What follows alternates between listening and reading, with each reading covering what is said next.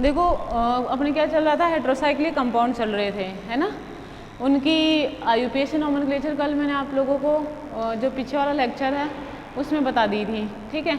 आप देखो अपन उसमें 1 बाय 1 जो कंपाउंड आप लोगों के दे रखे हैं ना उनको पढ़ेंगे, ठीक है। जैसे आप लोगों की 5 मेंबर्ड और 6 मेंबर्ड कंपाउंड दे रखे हैं, है ना। कौन कौन से दे रखे हैं, 5 मेंबर्ड और 6 मेंबर्ड कंपाउंड दे रखे हैं आप लोगों के, ठीक है। तो 5 मेंबर पढ़ेंगे पहले तो, और उसके बाद में 6 मेंबर पढ़ेंगे, ठीक है क्या। पहले 5 मेंबर और फिर उसके बाद में 6 मेंबर। अब 5 मेंबर में भी 3 कंपाउंड दे रखे हैं, जैसे, है ना, पायरोल दे रखा है, अब फ्यूरेन दे रखा है, थायोफीन दे रखी है ना, वो सब।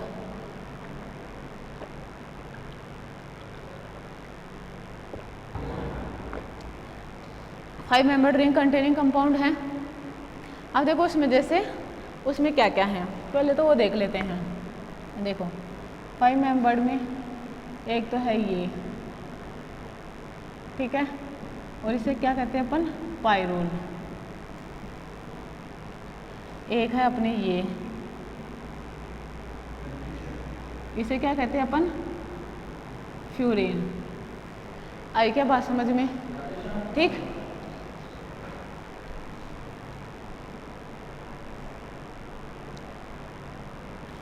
नेक्स्ट देखो ये क्या है, थायोफीन, ठीक है। नेक्स्ट क्या है इसमें, थायोफीन है, ठीक है। 5 मेंबर में ये हुआ एक तो, ठीक है। अब देखो ये तो इनके क्या है, मतलब नॉर्मली अपने ये जो मेन कंपाउंड है ये हैं। अब हो सकता है इनकी 1, 2, तीसरी इनकी वैलेंसी पर, इनकी वैलेंसी पर, इनकी वैलेंसी पर क्या हो सकता है, first second third, first second third, first second third पे क्या होता है कि नॉर्मली जैसे नॉर्मली क्या होता है, फर्स्ट सेकंड थर्ड पोजीशन इनकी वैलेंस रह सकती है। कहने का मतलब यहाँ पे कोई भी सब्सिक्वेंट जुड़ सकता है आके, ठीक है। तो देखो इसमें ये इस तरीके से हो सकता है ना, हो सकता है ना ये इस तरीके से, क्लियर ये वाली बात। ये इस तरीके से भी हो सकता है, समझ में आ रही है। बताओ ये इधर वाली और इधर वाली की बात करें तो ये तो सेम ही है ना, ये तो सेम ही है, इस पर कोई फ़र्क थोड़ी पड़ता है। वो वाली चीज़ है जो मैंने पहले लिखी। तो देखो इसको तो बोलते हैं अपन पायरोल, इसको बोलते हैं पिराइल, ठीक है। इसको क्या बोलेंगे, पिराइल। इसे भी क्या बोलेंगे, पिराइल। दोनों में अंतर कैसे करेंगे, इनके पोजीशन के आधार पर। मतलब ये पायरोल है तो ये 2 पिराइल, ठीक, ये 3 पिराइल। क्लियर क्या बात, ठीक है। मुझे एक बात बताओ, ऐसा ही फ्यूरेन और थायोफीन में भी तो हो सकता है ना, हो सकता है ना, ऐसा फ्यूरेन और थायोफीन में भी हो सकता है। जैसे मैंने पायरोल के बनाए 2 पिराइल और 3 पिराइल, है ना। ऐसे ही मुझे एक बात बताओ, मैं फ्यूरेन की बना दूँ तो फ्यूरेन में मैं इस तरीके से बनाऊँ, ये ऐसे, ठीक है क्या। एक तो ये हो गया, ऐसे मैं इसकी थर्ड पोजीशन पे भी लगा दूँ इस तरीके से वैलेंसी। इसका मतलब देखो ये है कि यहाँ पे कोई सब्सिक्वेंट जुड़ा हुआ होगा, है ना। अभी अपन इनमें एच पढ़ते हैं ना, यहाँ पे एच नहीं है, क्या है, कोई सब्सिक्वेंट है। बात समझ रही हो मेरी, ठीक है। तो वो सब्सिक्वेंट क्या होएगा, यहाँ पे जुड़ा होएगा। इसे क्या कहते हैं, फ्यूरेन। इसे क्या कहेंगे, 2 फ्यूराइल, ठीक है। इसे क्या कहेंगे, 2 फ्यूराइल। इसे क्या कहेंगे, 3 फ्यूराइल। या हिंदी में बोलोगे तो क्या बोलोगे, फ्यूरिल। 3 फ्यूरिल, 2 फ्यूरिल। बात समझ में आई क्या, ठीक है। इस तरीके से करते हैं। ऐसे ही थायोफीन की बात करूं तो थायोफीन में क्या होता है कि जैसे वैलेंसी लिखो इसकी इस तरीके से, फ्री वैलेंसी, ये थायोफीन है। बताओ ये सेकंड, ठीक है, ये थर्ड है। तो इसे क्या कहेंगे, थीनाइल। क्या कहेंगे, थीनाइल। 2 थीनाइल, 3 थीनाइल। आई क्या बात समझ में। और इसे कहेंगे थायोफीन। क्लियर क्या, फ्यूरेन की वैलेंसी, फ्यूरेन का नाम, सॉरी पायरोल, पायरोल की 2 और थर्ड पोजीशन पर पिराइल, 2 पिराइल, 3 पिराइल। फ्यूरेन की ये फ्यूरेन के लिए जो कॉमन है अपना कंपाउंड फ्यूरेन, और उसकी सेकंड वैलेंसी को अपन क्या बोलेंगे, फ्यूरिल, 2 फ्यूरिल, और इसको बोलेंगे 3 फ्यूरिल, ठीक है।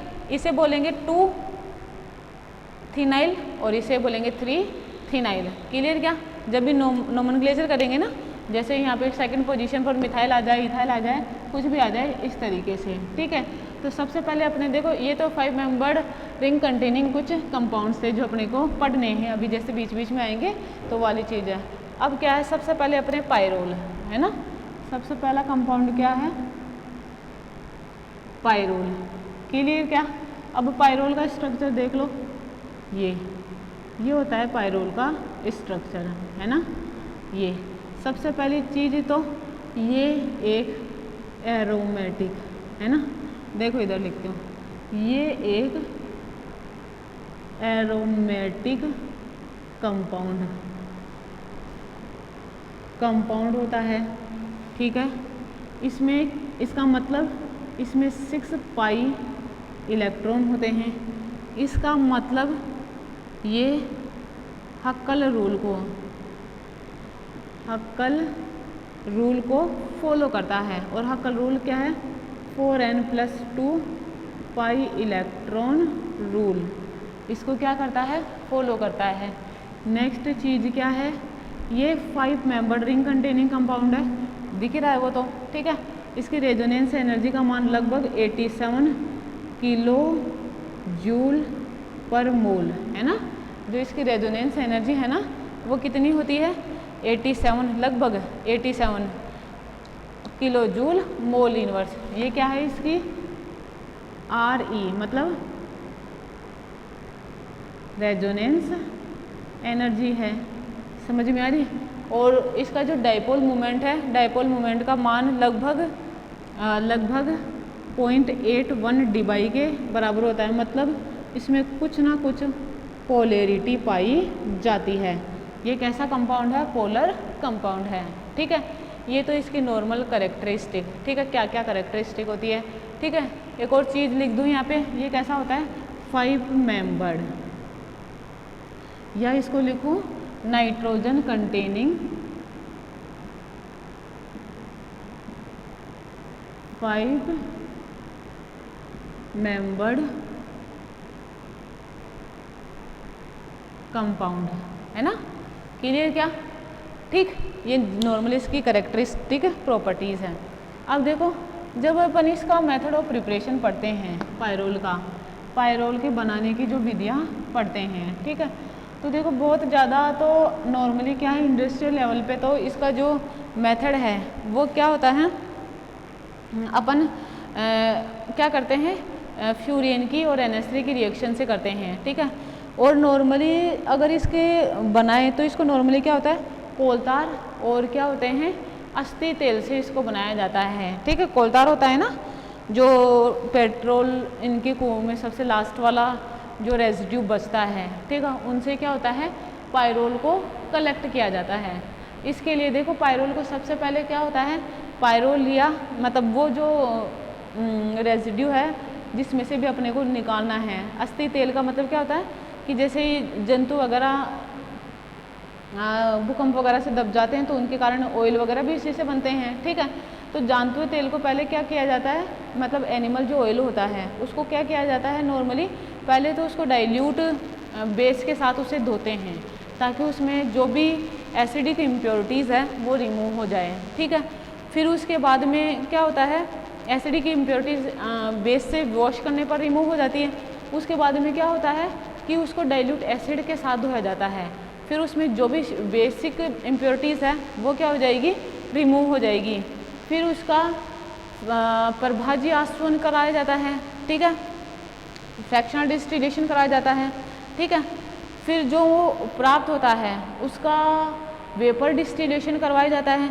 उसके बाद में जो प्राप्त होता है उसे क्या कहते हैं, पोटेशियो पायरोल कहते हैं। और पोटेशियो पायरोल की रिएक्शन किससे करवाई जाती है, KOH के साथ करवाई जाती है, जिससे क्या होता है, शुद्ध पायरोल बनता है, ठीक है।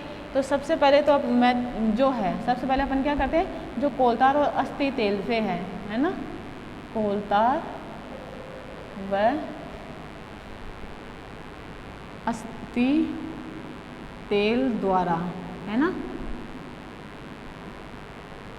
ठीक है। इसमें क्या करा कि जो एनिमल ऑयल होता है उसकी रिएक्शन किससे करवाई जाती है? वॉश, यहाँ पे लिखूँ मैं,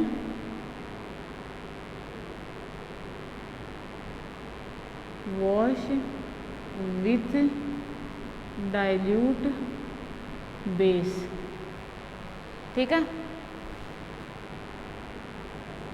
टू रिमूव एसिडिक इम्प्योरिटीज़, है ना। मैंने क्या लिखा? Wash with dilute base to remove acidic impurities, ठीक है। तो इससे क्या होता है?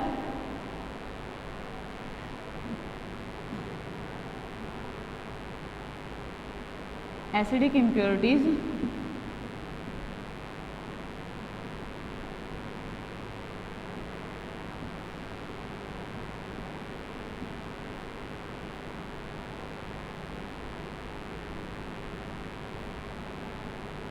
ठीक है।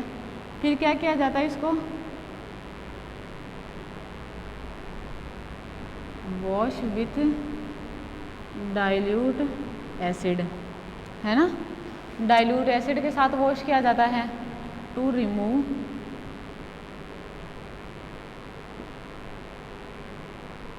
बेसिक इम्प्योरिटीज़, है ना। उसके लिए देखो फिर उसमें क्या होता है? बेसिक इम्प्योरिटीज़ रहित,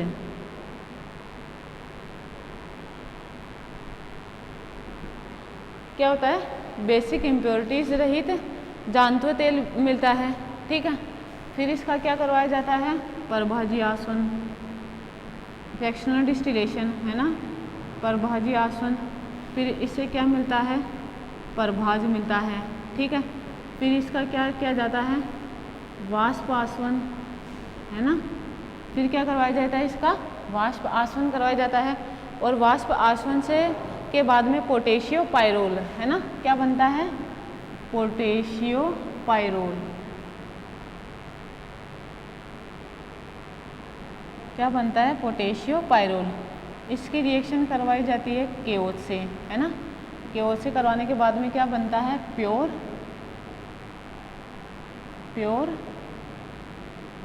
पायरोल। समझ में आ रही है आप लोगों को बात? ठीक है। तो ये कोलतार और अस्थि तेल से अपन इस तरीके से बनाते हैं, ठीक है।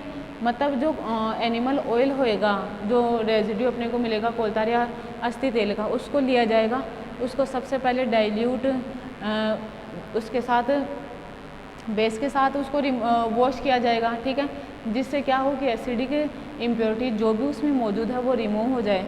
अब मुझे एक बात बताओ, एसिडिक बेसिक मीडिया ले लिया तो उसमें बेसिक इम्प्योरिटीज़ आ जाएगी। अब तो उन इम्प्योरिटीज़ को बोल तो बहुत कुछ अशुद्धियाँ तो निकल जाएंगी, लेकिन जो बेस लिया है उसकी तो इम्प्योरिटीज़ उसमें रहेंगी। और उसकी आ जाने के बाद क्या है कि उनको रिमूव करने के लिए बोल तो ये क्या है? एसिडिक इम्प्योरिटीज़ रहित जांतुय तेल, ठीक है। अब इसमें बेसिक इम्प्योरिटीज़ को दूर करने के लिए अपन उसको एसिड डाइल्यूट एसिड से वॉश करते हैं to remove basic impurities. Clear? क्या फिर इससे अपने को क्या पड़ता है? क्या मिलता है? बेसिक इम्प्योरिटीज़ रहित जांतुय ऑयल मिलता है। अब उसको क्या किया जाता है? फ्रैक्शनल डिस्टिलेशन किया जाता है, प्रभाजी आसवन किया जाता है। उससे जो कंपाउंड बनता है उसका फिर वेपर डिस्टिलेशन किया जाता है। उससे क्या बनता है? पोटेशियो पायरोल बनता है, मतलब सॉल्ट मिलता है उसका। फिर उसको केओएच के साथ रिएक्शन करवाई जाती है तो क्या मिलता है? प्योर पायरोल की फॉर्मेशन होती है। क्लियर ये बात? ठीक है। नेक्स्ट देखो, अमोनियम म्यूसेट द्वारा, by the ammonium mucate method of preparation चल रहा है ना पायरोल का दूसरा।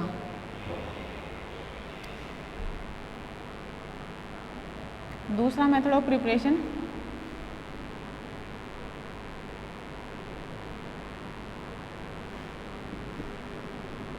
बाय द अमोनियम म्यूसेट, ठीक है, बाय द अमोनियम म्यूसेट, ठीक है। तो सबसे पहले अमोनियम म्यूसेट देखो, इसके लिए क्या किया जाता है? अमोनियम म्यूसेट और ग्लिसरॉल को लगभग 450 डिग्री सेंटीग्रेड टेम्परेचर पे क्या किया जाता है, आश्रित किया जाता है, जिससे म्यूसिक अम्ल बनता है। और म्यूसिक अम्ल क्या होता है, अमोनिया के साथ अभिक्रिया करता है और क्या करता है, नॉर्मली पायरोल की फॉर्मेशन करता है। अब जो अमोनिया के साथ अभिक्रिया होगी उसमें डिहाइड्रेशन होएगा, डिकार्बोक्सिलेशन होएगा, साइक्लाइजेशन होएगा। क्लियर क्या, ये सारी रिएक्शन उस अभिक्रिया के दौरान प्रोसीड होती हैं। ठीक है, बात क्लियर क्या। और देखो रिएक्शन के दौरान क्या होता है कि अमोनियम म्यूसेट का जो मीडिया लिया जाता है ना, तो उसको अपन जैसे हाई टेम्परेचर पर किसके साथ रिएक्शन करते हैं, ग्लिसरॉल के साथ है। ठीक है, ग्लिसरॉल को एज ए सॉल्वेंट या क्या करते हैं, अमोनियम म्यूसेट के साथ रिएक्ट करवाया जाता है, जिससे क्या होता है, पायरोल की फॉर्मेशन होती है। क्लियर ये चीज़। ठीक है, देखो इधर अमोनियम म्यूसेट क्या होता है, पहले तो वो देखो CHOH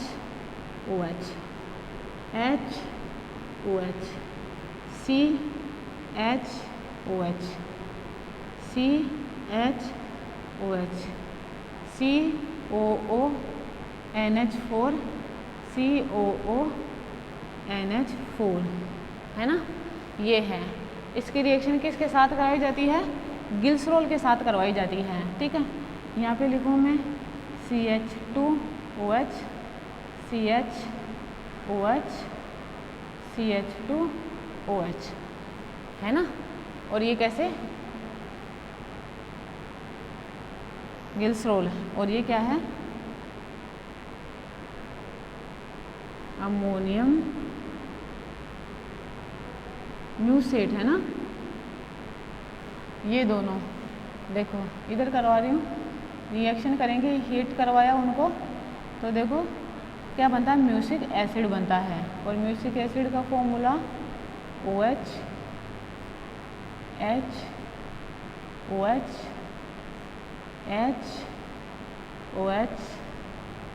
COOH और COOH। ये क्या है, म्यूसिक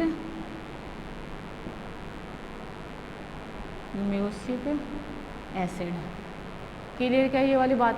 ठीक है, देखो मैंने क्या करवाया, व्हेन, देखो यहाँ पे लिख दूँ, when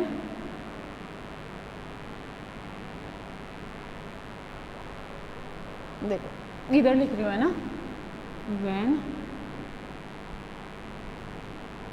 ammonium म्यूसेट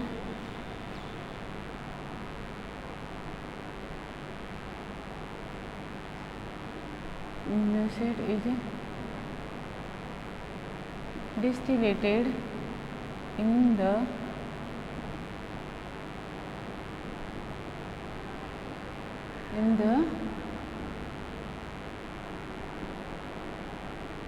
glycerol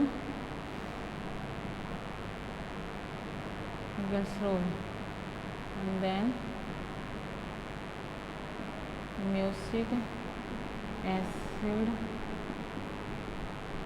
will be formed. Mucic acid will be formed. ठीक है, नेक्स्ट पॉइंट क्या लिखूँ,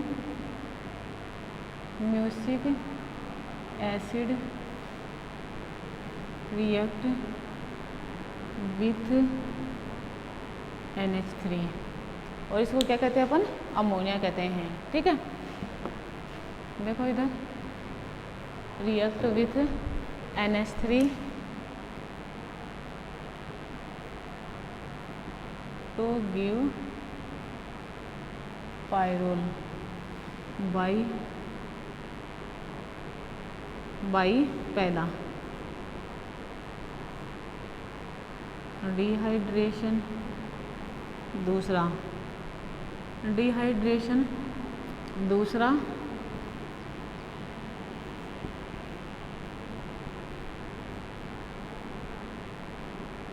डिकार्बोक्सिलेशन, तीसरा साइक्लाइजेशन है ना। क्या करेगा, डिहाइड्रेशन करेगा खुद का, साइक्लाइजेशन करेगा और डिकार्बोक्सिलेशन करेगा और उसके द्वारा क्या करता है, पायरोल की फॉर्मेशन करता है। क्लियर ये बात भी, ठीक है। देखो आगे,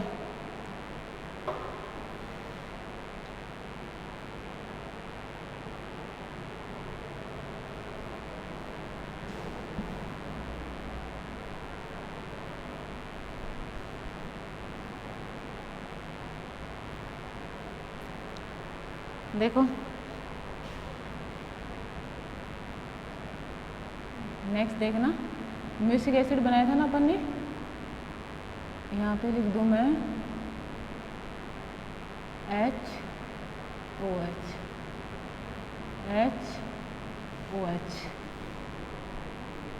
H देखो C डबल बॉन्ड OH इधर लिख लूँ, OH इधर लिख लूँ, COH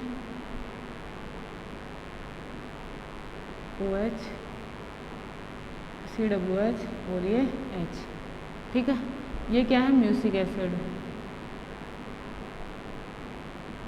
अब इसकी रिएक्शन किससे करानी है, अमोनिया के साथ करवानी है। देखो जरा बताओ, डिहाइड्रेशन, ये एक तो ये हुआ, यहाँ से भी डिहाइड्रेशन, यहाँ से भी डिहाइड्रेशन। क्लियर। बताओ साइक्लाइजेशन तो हो गया है ना, साइक्लाइजेशन हो गया ना, डिहाइड्रेशन से साइक्लाइजेशन, दो रिएक्शन होगी। अब क्या बचा, डिकार्बोक्सिलेशन, ये और ये, ठीक है। कैसे, इसे हीट किया तो देखो क्या बना, CH double bond CH bond CH और ये N और ये H। बताओ इसे ही तो पायरोल बोलते हैं, इसे कहते हैं ना ये पायरोल। क्या बन गया, 4 मोलिक्यूल तो H2O के और 2 मोलिक्यूल किसके बने हैं, CO2 के। आई क्या बात समझ में, ठीक है। तो ये अमोनियम म्यूसिएट द्वारा इस तरीके से पायरोल की फॉर्मेशन होती है। समझ में आई क्या आप लोगों को बात, ठीक है। अब देखो एसिटिलीन और अमोनिया, ठीक है, from acetylene and ammonia.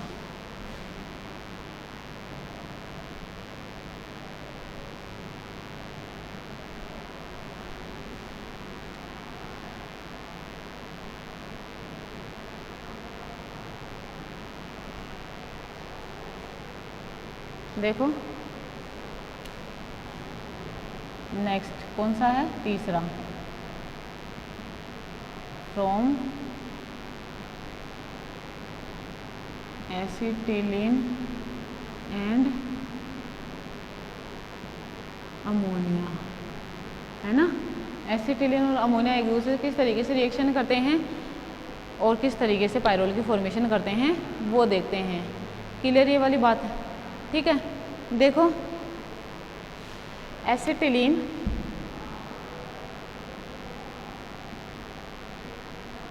And ammonia, red hot tube में से गुजारने पर, है ना, when acetylene and ammonia pass through red hot tube then we will get pyrrole. Clear क्या, ठीक है। रेड हॉट ट्यूब में से गुजारने पर पायरोल प्राप्त होता है। क्लियर क्या, और कैसे बोल सकती हूँ इसको, when acetylene and ammonia pass through red hot tube then we will get pyrrole. Clear क्या, ठीक है। देखो ये क्या है, एसिटिलीन, है ना, ये क्या है, एसिटिलीन, और ये ले लिया मैंने अमोनिया।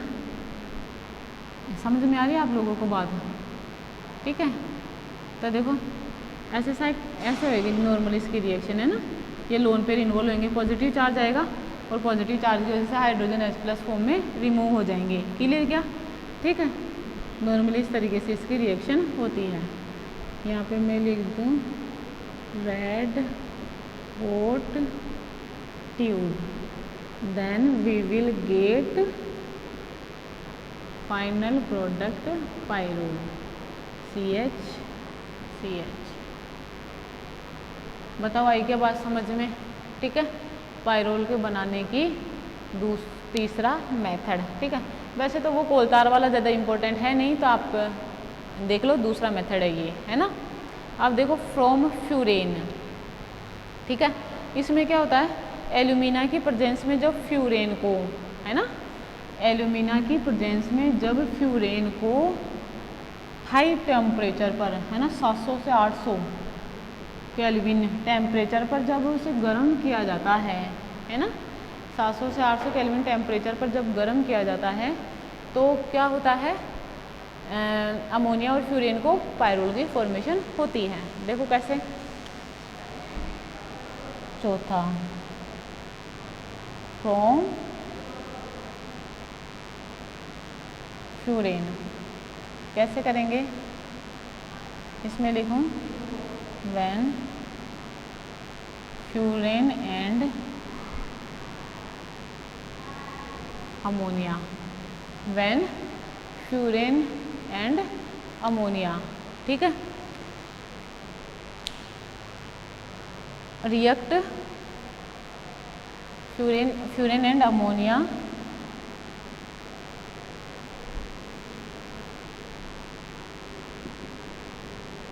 केल्विन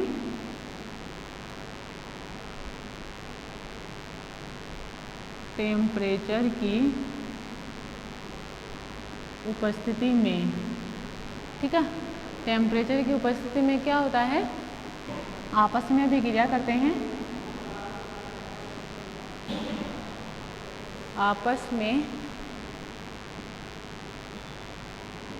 अभिक्रिया कर पायरोल का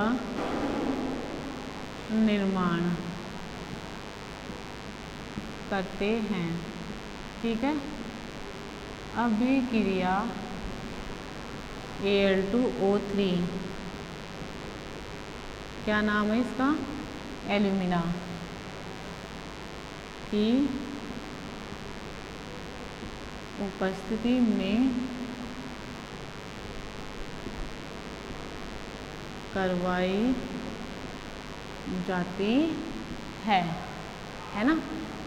ठीक है, देखो रिएक्शन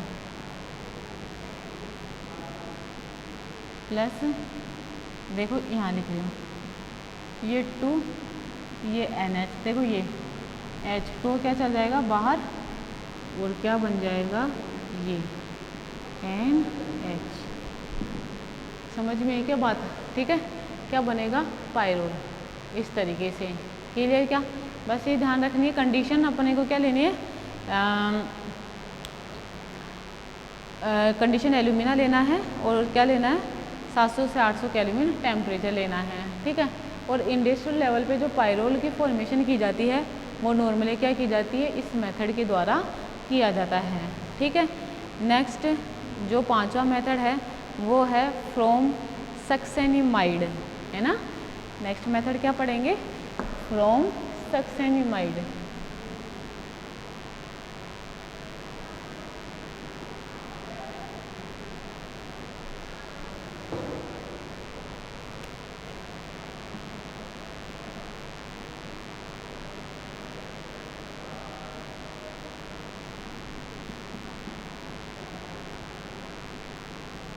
फ्रॉम सक्सेनिमाइड, क्लियर क्या ये वाली बात है? ठीक है, देखो इसमें क्या करेंगे, सक्सेनिमाइड, इसके लिए क्या किया जाता है कि सक्सेनिमाइड की रिएक्शन, है ना, सक्सेनिमाइड की रिएक्शन जिंक की उपस्थिति में उसको आसवन डिस्टिलेशन करवाया जाता है, जिससे क्या होता है, वो डिस्टिलेशन के दौरान क्या होता है, पायरोल की फॉर्मेशन करता है। ठीक है, देखो सक्सेनिमाइड का फॉर्मूला सबसे पहले तो ये होता है CH2 C double bond O और C डबल बॉन्ड O और ये NH। ठीक है, देखो ये क्या करता है, कीटो इनोल टोटोमेरेज में शो करता है, सक्सेनिमाइड है ना। तो मैं यहाँ पे लिखूँ succinimide shows keto enol isomerism, ठीक है, keto enol isomerism. The enol form of succinimide in the presence of zinc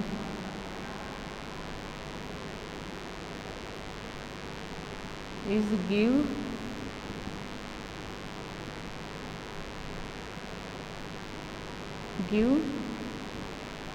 pyrrole by the distillation process, ठीक है।